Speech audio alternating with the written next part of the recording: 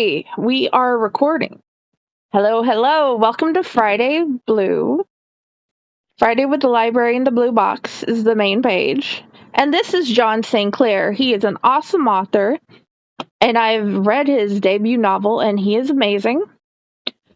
He started his career as a novelist after spending 25 years battling fraud and abuse in the cyber realm.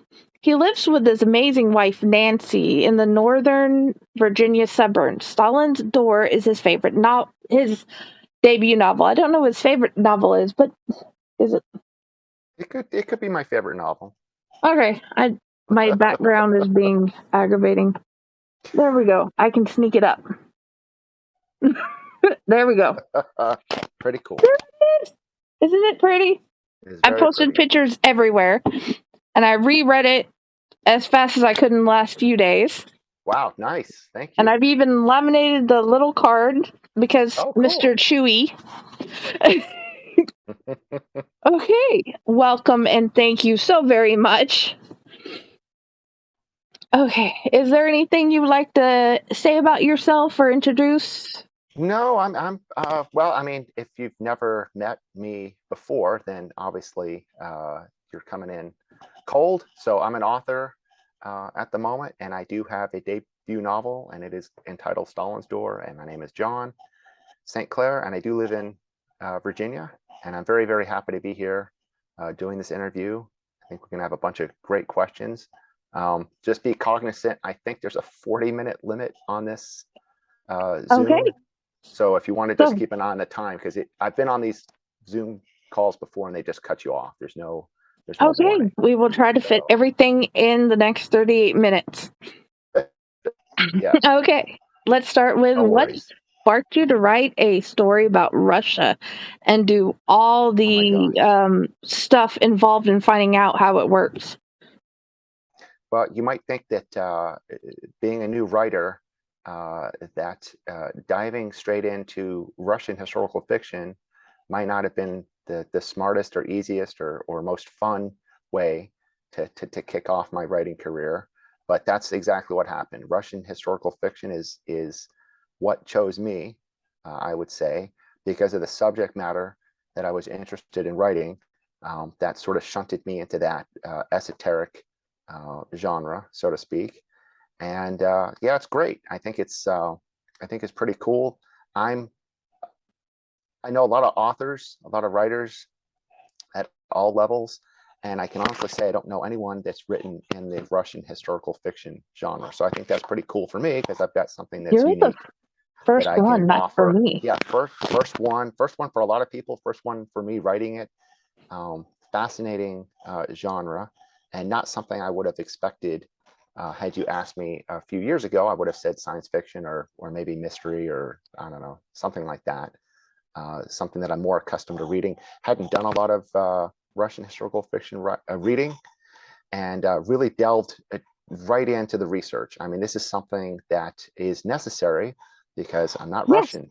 I don't speak Russian. I've never visited Russia, and I certainly didn't live in a time period that I write in. So all right then and there, being an historical fiction author, I had to go heavy into the research, and I spent years, literally 5 years, doing all of that research so that I could tell something that was as authentic as possible. And I have gotten many good comments and feedback. And while I don't personally know any Russians um, or Russians that lived in that time period that I'm writing for, the ones that have read it have complimented me on the diligence of the research that I've done. And I think that's a tremendous reward as an author to hear, hey, your stuff it sounds and reads as authentic as it can be. Now, of course, it is fiction, but it's set in a period that is well known. You can read about it. The events that are transpiring around the characters really happened. So this is not historical fantasy, which is something that's based on uh, a time period or an event or something, but everything is made up. The characters are fictional, but the circumstances and the events are very real. Yes. The depth that I saw and how far you went for the descriptions and what was happening was amazing. Do you Thank you so plan much. to write more of historical fiction in Russia or anywhere else? Oh, no, probably not. Not at least for the time being. It's not on, and it likely won't be the one that I'm going to work on after that. I may come back to it in the future, but I think I'd like to move around to some other genres, and I think this is neat. I always like to say that the story picks me. I have nothing against writing a series of books or having a some sort of niche character that you always want to write for. I think those are great. I just happen to, at this point in time, I'm writing to the story. So my next story is not Russian historical fiction, and the one after that won't be. But maybe at some point in the future, I might come back to either historical fiction or possibly Russian historical fiction. Okay. Um, at any point during Zinya's life, or Lyra's, or Sava's, would you like to hang out with them? And which one? And what would you do? Yeah, that's a great question. And for people that aren't familiar, there are three main characters in Stalin's story: Zhenya and Sava and Lyra. Two are women and one is a man, and they're at various different ages within the novel. So I can write from different perspectives as with regard to gender and their age. And to answer a question, which one I would like to hang out with? Well, of course, if you ask an author who is their favorite character, I suppose it's maybe like having kids. You can't really pick one, or you're not supposed to. Um, for me, I think to answer this question, I probably would pick Lyra. Lyra is the Me older too. woman. She's a grandmother. She's a character who's closest to my age. When the novel starts, she's 56 and I'm 53. So I probably identify with her more than any of the other characters. But I thought it was a challenge, and I thought it was a nice way to write, especially what I don't know, writing characters at different ages and different genders and in different cultural uh, aspects.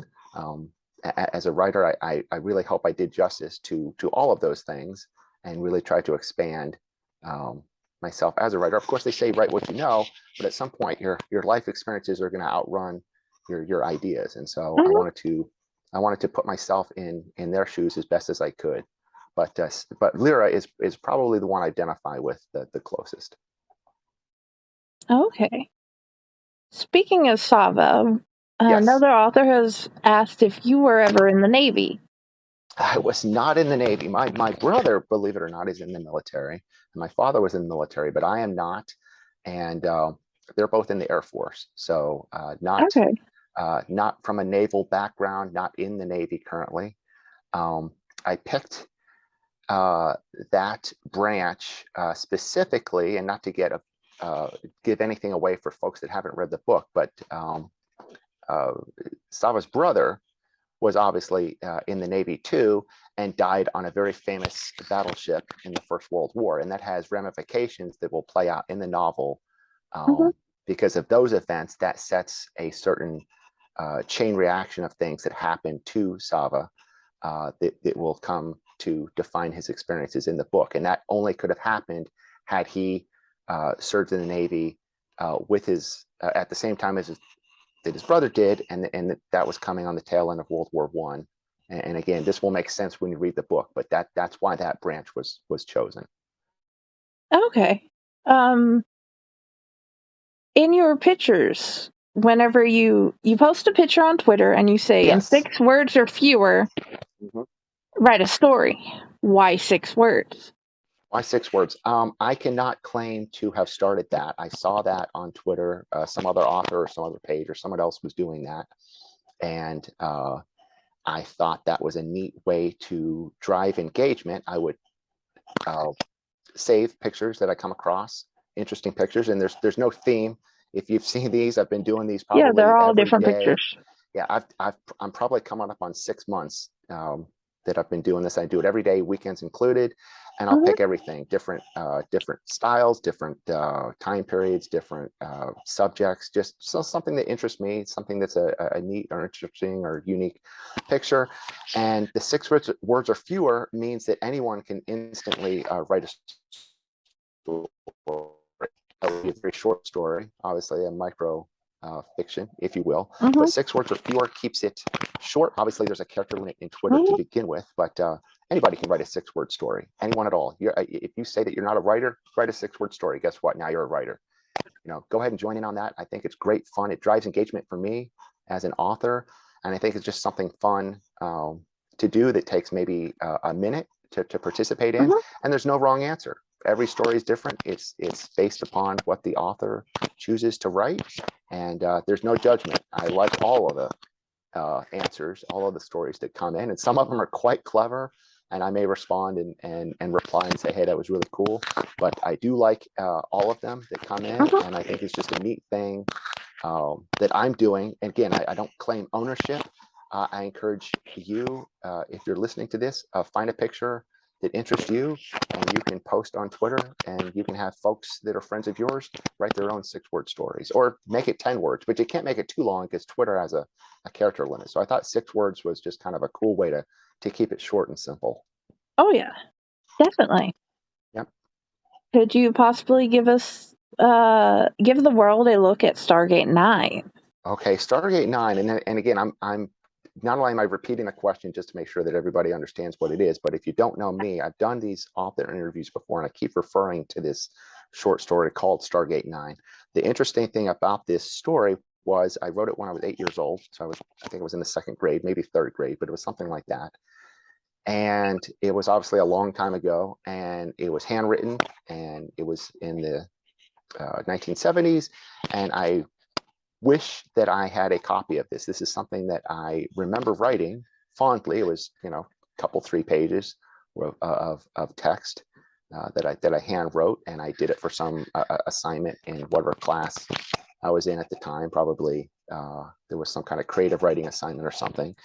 And I wish I had a copy of this story because I remember it fondly because it got good feedback, and it was pretty daring, I think, for an 8-year-old to write some kind of hard science fiction like story. And I don't have a copy of this anymore. If I do, I don't know where it is, and I would surely love to read it again because I do have fond memories of it. But in anticipation of this question, maybe I shouldn't read it again because then that might shatter the illusion. So I look at it fondly, but maybe if I read it now, it's crap, and then it wouldn't be as fond anymore. So maybe the fact that it is hidden or tucked away somewhere is a good thing, because then I can remember it fondly and tell people, hey, I wrote this story when I was 8 years old, and I think that's pretty cool. But the world will take a look at it if I find it. I wouldn't have no problem publishing that and say, hey, look at how far I've come in 50 years. So okay. That would rock. Your next novel is Lucky Daniel or Danielle McElhenney. Will you tell us a little bit about it? Yes, absolutely. Yeah. So I've been working on another book, obviously. I didn't want Stalin's Door to be my only novel, although if that's all I've ever done in my life, I would still be very proud of that, because that's an it is still worth being proud of. Most folks that say they want to write a novel, I think I read a stat that 93% never will, or something like that, or only 7% will. It's some small fraction of the folks that are even interested in writing to begin with will actually go the entire distance to actually publish something. So the fact that I did that, if I do nothing else, I'm pretty proud of that. I think that's pretty cool. But since I'm right at the moment, I think I need to see if I can repeat that and write something else and see if that's successful, or maybe more successful, or maybe it'll be less. But yeah, I'm working on something new. It's nothing to do with the first one. It's not Russian historical fiction. It's literary fiction. It's the working title, although I don't think it's going to change because I've already commissioned artwork for the for the cover, which is crazy, but very inspiring. I did the same thing with Stalin's Door. Lucky Daniel, and I believe it's pronounced, because it's Irish, Daniel. It looks like Danielle or Daniel is I believe how you pronounce that, and it's McElhenney. like the little closely related to the Tabasco product. Mhm. I think that's McElhenney, and this is McElhenney. Little different spelling, but I believe they're pronounced the same. But it's a modern piece. I think it's probably going to be literary fiction because that's sort of Mhm. a non-descriptive genre.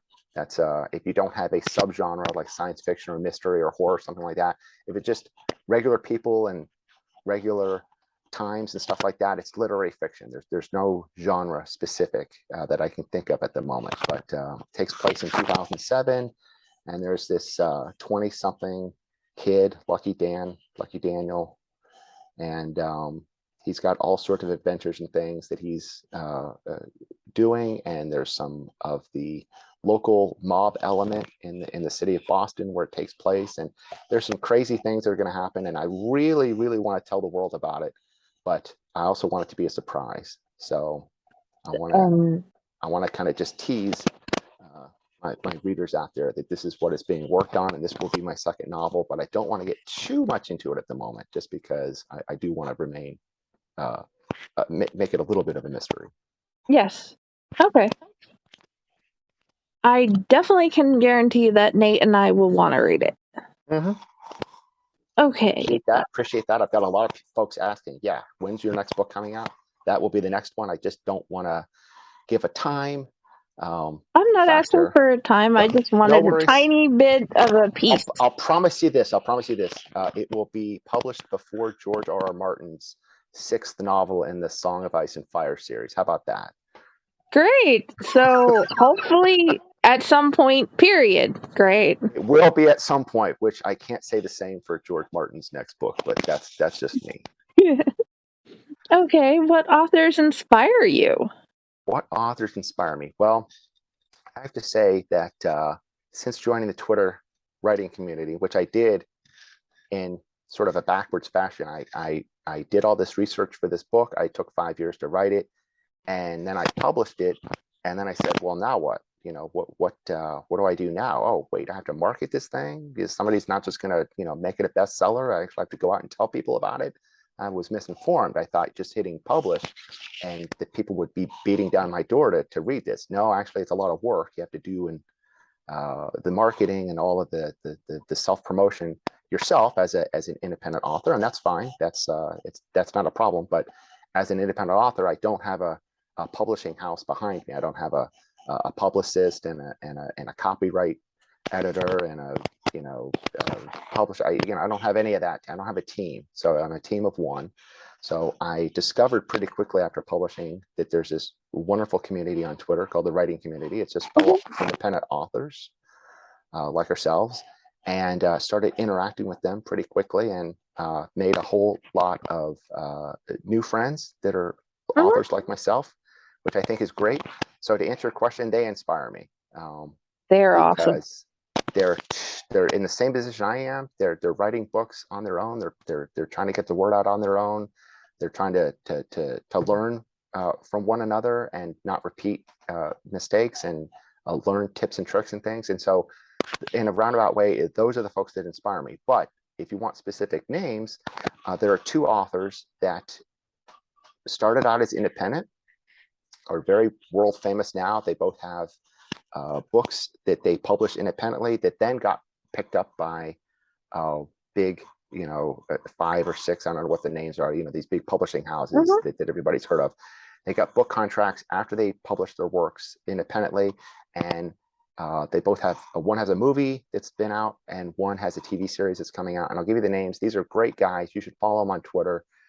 They did the route that I'm sure a lot of folks wouldn't mind taking, which is start independent, get so famous because everybody likes your book that it gets picked up by a big time publisher, and then you get a movie deal out of it. So the one guy who's sort of the poster child for what I just said is Hugh Howey.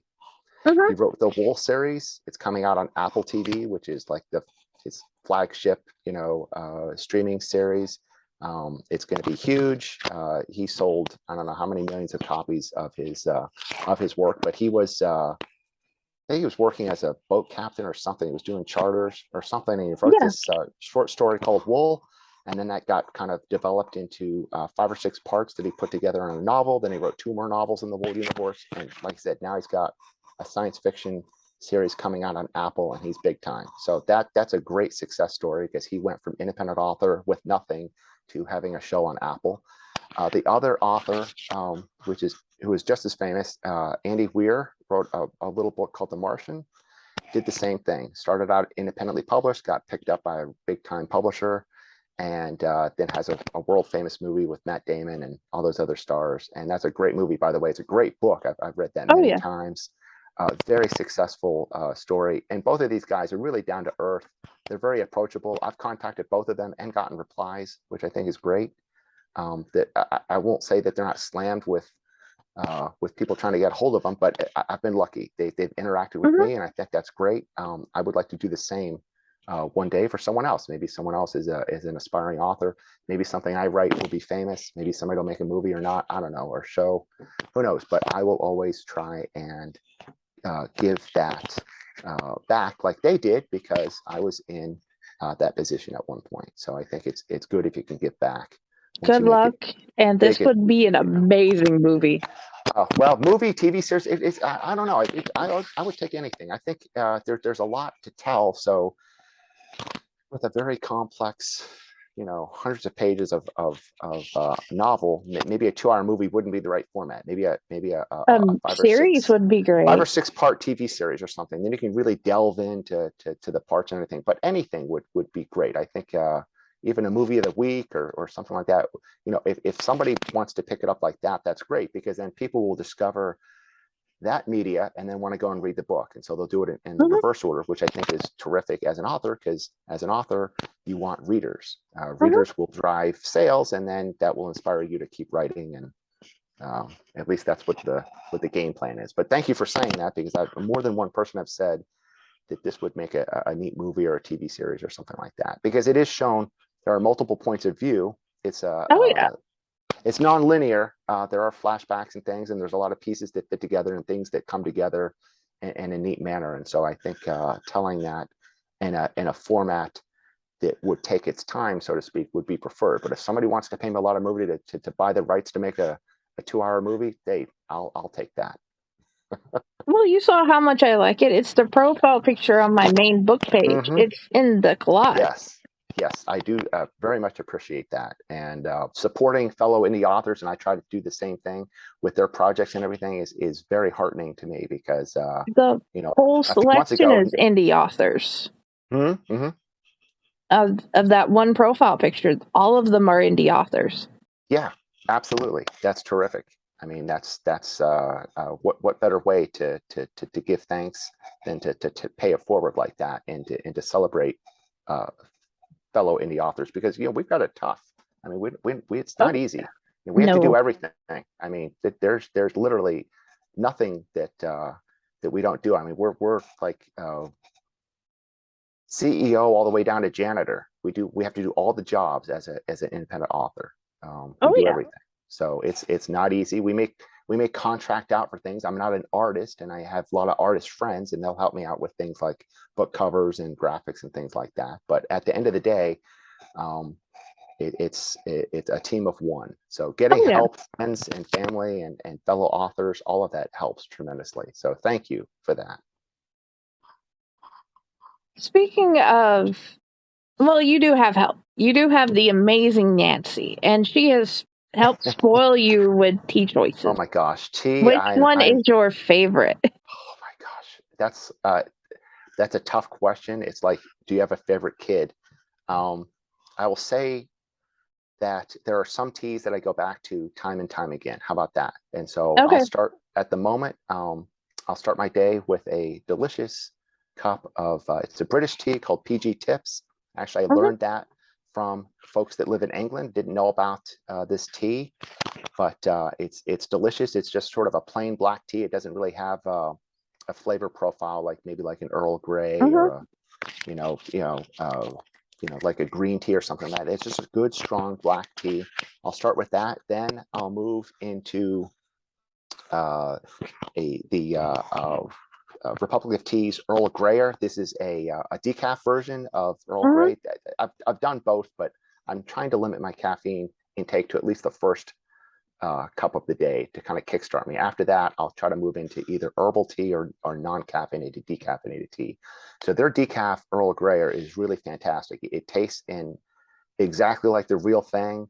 You get all the flavor profiles of the bergamot just it's got a unique file that's really good. At the moment, I'm drinking this Tazo. I don't know if you can see this. It's a refreshment. It's a green tea, really refreshing. So I'm having that at the moment, and I've got this. I'll just pick it up here. I've got one of these carafes. They're like $30. They hold like 72 ounces of hot water, and it holds it in a boiling state for hours and hours. So I can just on demand That is awesome. pour myself a new cup of tea at any time of the day. And there are some days I'll go through 2 of those carafes in a day, just drinking tea. So I've got lots of, I've got tea. Nancy does spoil me. I've got tea in every room. I'm never more than a few feet from tea, and I'll try it. And I really do like everything. I can't think of a single tea flavor that I don't like. There are some that I may go back to more than others, but I'll try anything. They're all really, really good. And I've asked on Twitter, especially folks that live in Scotland and England, hey, what are your favorites? And for instance, PG tips that I didn't know about, I can get at the local store here, which I think is great. That is awesome. Yeah, not I'm bad. going to have to look it up. PG Tips is really good. I follow them on Twitter. They've actually retweeted some of my stuff. I'll post pictures of me drinking it, and they like that, and they'll retweet it. So that's pretty cool. That is awesome. Yeah. She is a superhero.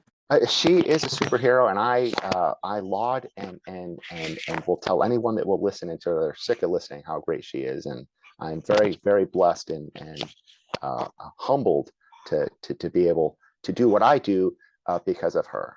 So. Oh yes. Yeah. I can tell from Twitter how much you love that woman. Okay. Yeah. Okay. I get we should probably move on. Yeah, no worries. You can start. I didn't mean to say the 4 was a problem. It'll cut off. You can start a new one. Maybe it'll just be part 2. It's just 40 minutes at a time. I don't know if it's my internet or your internet. I was waiting for a second for you to come back on. Oh, it looks good to me. I didn't know okay, cool. If it's it had paused on my side for a second. Okay. I was waiting for you to come back. I'm like, okay, I can hear it. We can move on. I apologize. Okay. You said an important question you should be asked is how do you process and deal with negative book reviews? Will you tell your audience about why and how you deal with the negative book reviews? Oh, absolutely.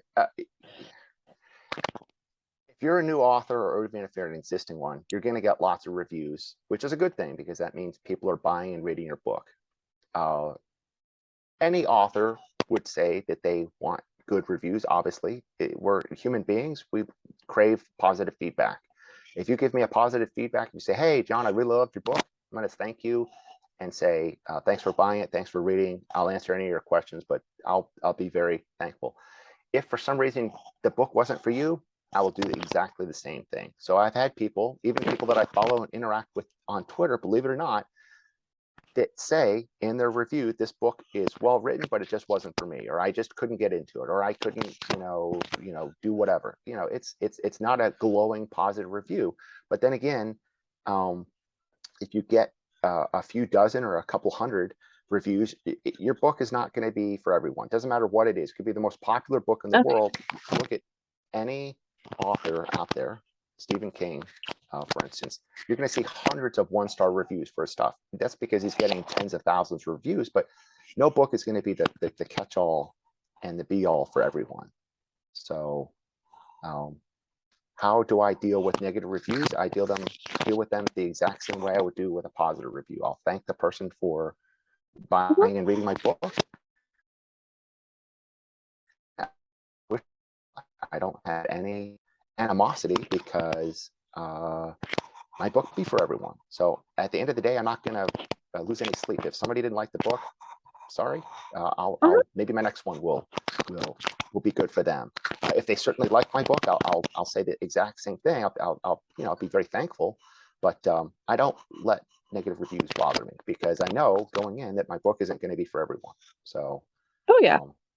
if they find some error with it, I'll try to correct it. If they just are being a troll or a jerk or something like that, even more reason not to let that bother you. They're just looking for a reaction. If you don't give them that reaction, or if you just say thank you for your input and move on, that's about the best thing you can do. It's not going to feed the troll, so to speak. Okay. But at the end of the day, we're human beings. If somebody just really just doesn't like my book, that's fine. They're entitled to their opinion, and that's fine. So that's how I deal with reviews. A lot of people may take them personally. We're all human beings. That's a natural response. But certainly, I would advise, if you're an author, don't lose any sleep over it. Don't keep it up. Don't let it keep you up late. Don't obsess on it. Thank the person and move on. And concentrate on the ones that really liked your book, because those are the folks that are going to come back and read your next one. So. Oh yeah. Yeah. Can you hold on just a minute? Yeah. I'm going to pause the recording and we're going No to end worries. and restart. Okay. That'll work. Yep. That'll work. Okay. We're back. Okay. In true Kelly Lynn Colby fashion, I really love her. Can zombies climb? I saw this question on the little cheat sheet you gave me for this interview, and I tried to look that person up, and I saw they're on Twitter. I don't know if I'm following them. Maybe I did follow them because I wasn't following them before. I may need you to help me kind of explain. Okay. Many of her books and not her books, but her followers and authors and different people in the chat either have written zombie books or like zombie movies or zombie books. Zombies in general. And everybody has an opinion on zombies. That's funny. The opinion can be I don't like them, or they can be a good opinion. But in your opinion, with everything you've watched or have read, can zombies climb? Okay, perfect. I have seen, I'm not a big reader of zombie books. I actually, believe it or not, on my desk, I'll just reach over because this is quite apropos. I have read Max Brooks's World War Z.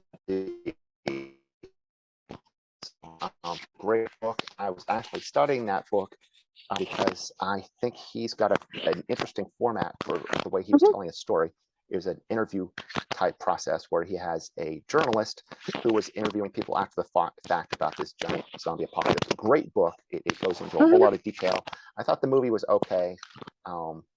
Maybe they could have done a series, a TV series or something that would have given it more time versus, this 2-hour format where you try to squeeze in a bunch of things. But to answer your question, if what I know of zombies comes from World War Z, and then I've watched a few seasons of Walking Dead, can zombies climb? I think they can do anything that a person could do, theoretically. And in fact, in World War Z, they had a scene where they were climbing on top of each other to get to a certain goal, or to do something.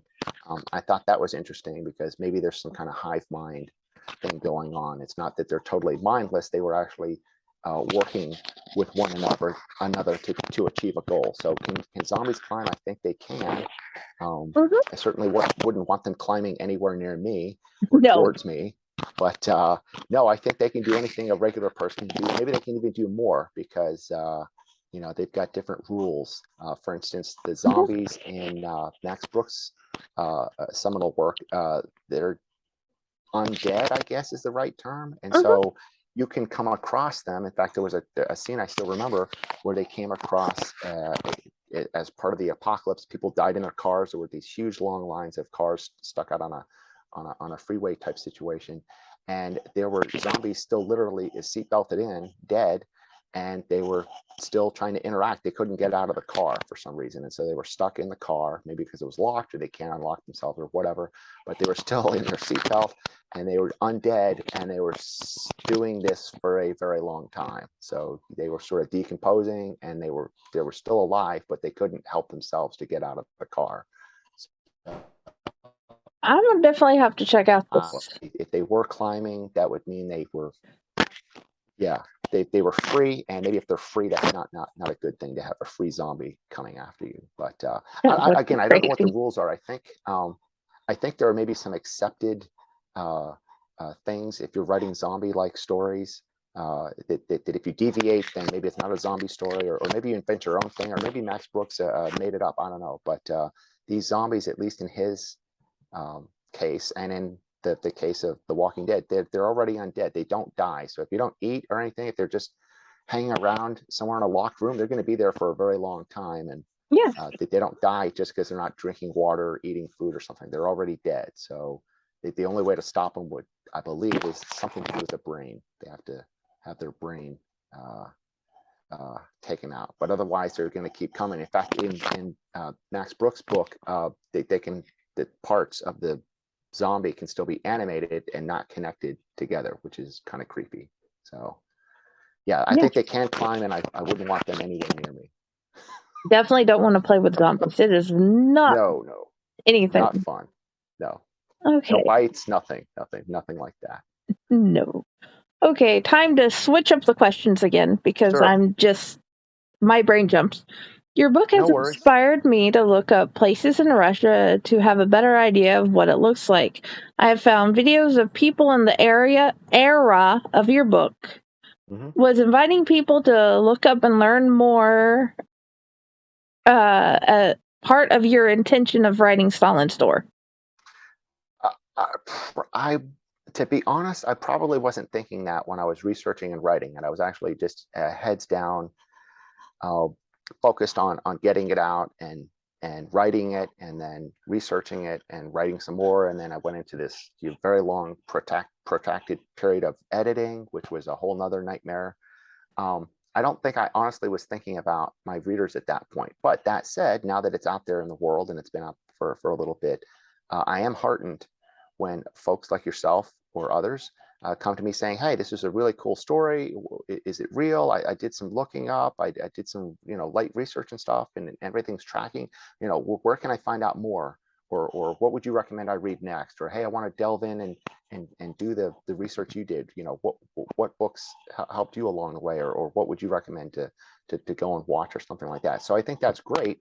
If any historical fiction um, piece inspires its reader to actually go and learn about that period outside of what was written, which is fiction, but with the rules of historical fiction, you can't deviate too far from that Mm-hmm. known facts, or it becomes historical fantasy, or it just becomes fiction. And there's nothing wrong with that. If you want to write a book where Stalin was the first baseman and played for the New York Yankees, yeah, go ahead and do that. It's going to really deviate from the known historical facts, but that doesn't mean it's any less of a good story. It could be a great story. It might be the next. Now there's a picture of the different rulers of Russia on the diamond playing baseball. A great story, and nothing wrong with that. That would be either just fiction or historical fantasy. But if you want to write historical fiction, you kind of have to stay within certain rules. So if you're writing about World War II, there's an obvious winners and losers in World War II. If you want to write alternative fiction or alternative history, then the Japanese win World War II, or the Germans win World War II, and America loses. There are lots of books like that. Or if you want to say World War One never happened, you can deviate. You can do whatever you want as a writer. But if you want to write good historical fiction, you have to stay within the known facts of history. And so, yeah, Joseph Stalin was a real person. He ruled Russia for many years. These are known things. Certain things happened when he was the leader of the USSR, and you need to stick to those known facts. Of course, everything in the book that I am writing, with the exception of Stalin, those are made up characters, but they fit well within the events of what happened. Oh yeah, So, yeah. it was a very interesting seeing it from their point of view. Absolutely, and I love it when people come and say, "Hey, you've inspired me to go and learn more about this subject," because I think it's pretty esoteric. I mean, I don't think it's tremendously well known, um, Mm-hmm. at least over here. So maybe if you grew up in Russia, that would be a different story. But at least for people in the U.S., I think it's not as known as it could be. Okay. Um, Yeah. where do you like to go and relax? Where do I And like to go and do you relax? I like to love run this away to question. a place Yeah, or? yeah, yeah, a couple. One that I've been to probably 20 times. I live in Northern Virginia, so that's a Washington, D.C. suburb. We're, like 30 miles outside of the nation's capital. So northern part of Virginia. But if you go a little bit southwest of here, it's about a 9 There's a city in western North Carolina, Asheville, North Carolina. It's sort of a beer centric. They call it the Portland of the East. Actually, that's a misnomer because I think they actually might have more breweries per capita than Portland does.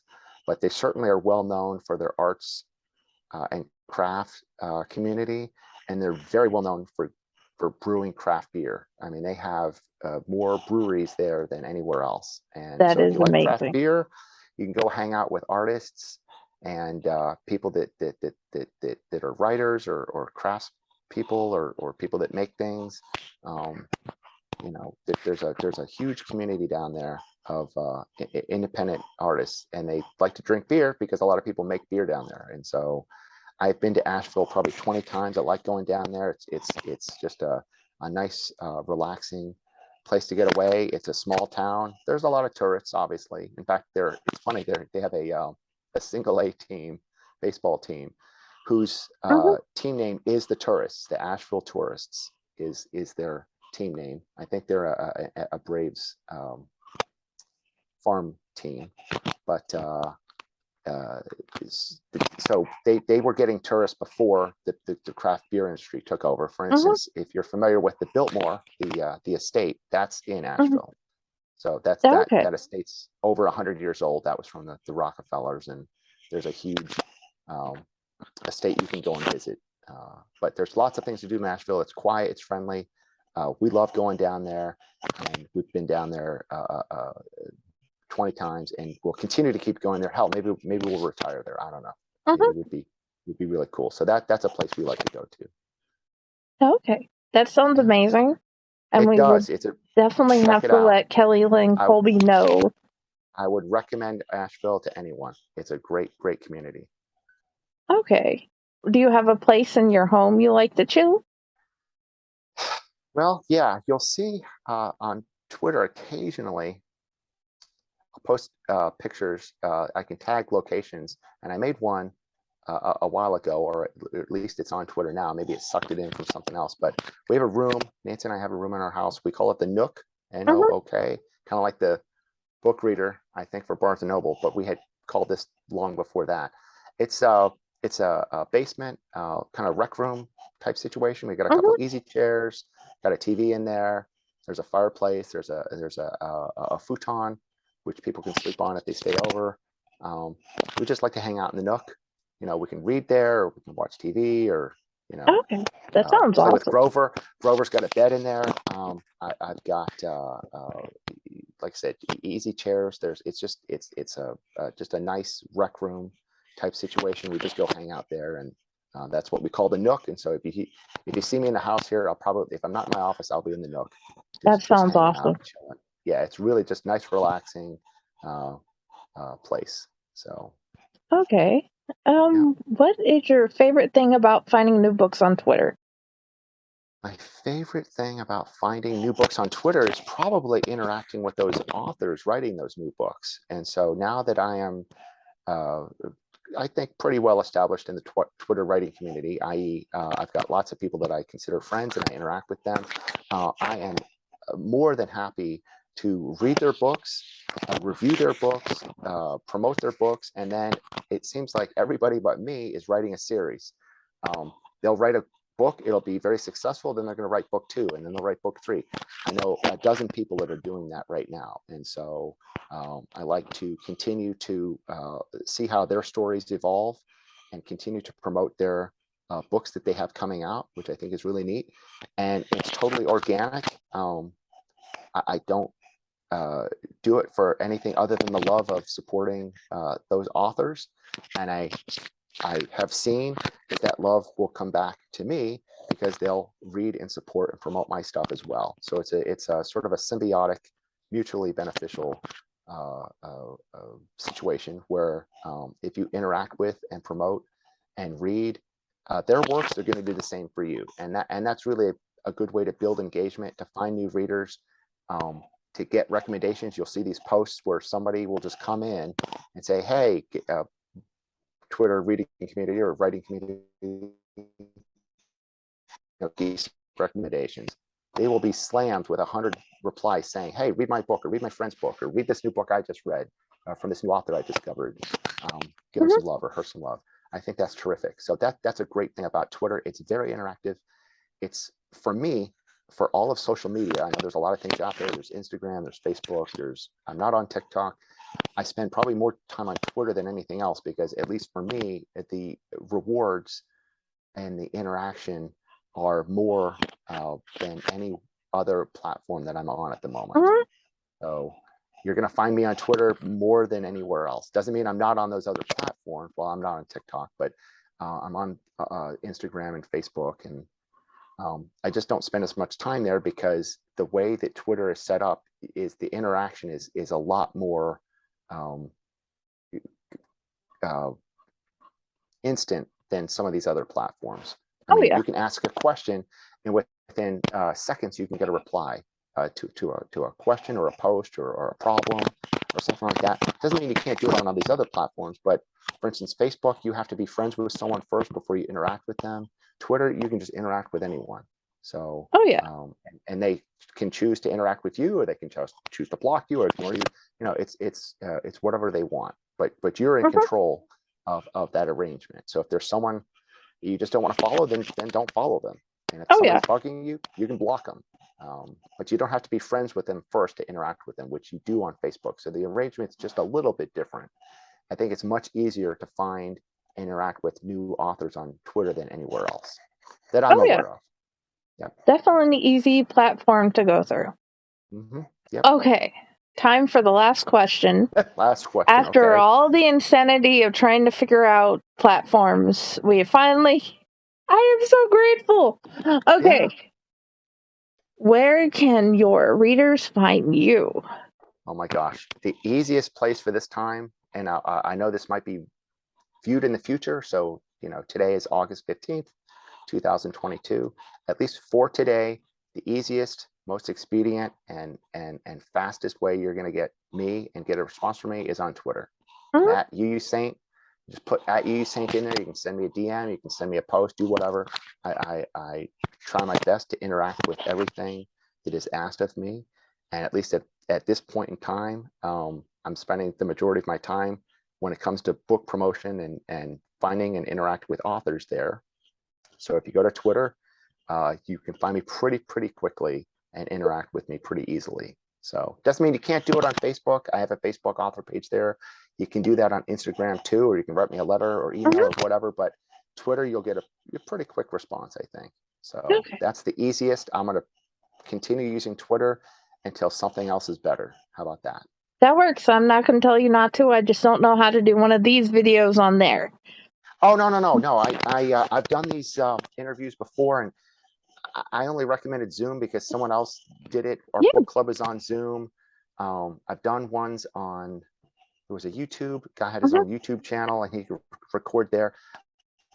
I've done on Facebook, and I know I'm on a Mac, maybe the stuff isn't compatible as we found out because, Jen and I spent at least an hour trying to get things working and we couldn't get it working. But I don't think, although I say the Mac may not have made it easier, it probably can't be completely blamed. I'm blaming Facebook on that because I tried 3 different browsers and it just didn't want to work with us. Right. Didn't want to work for the first 2. And one of those was the default Mac one. So I don't know what to say on that. But this works. Zoom has been good. Yeah, it's worked. Yeah. We have an interview. Thank you so much. Oh, no worries. Happy to do this again, Jen. I wanted to say thank you for reading my book multiple times, for giving me great feedback, for leaving me those reviews, for promoting my book, and for being a great presence on Twitter and Facebook and all of the things that you're working on. And I'm happy to return the favor.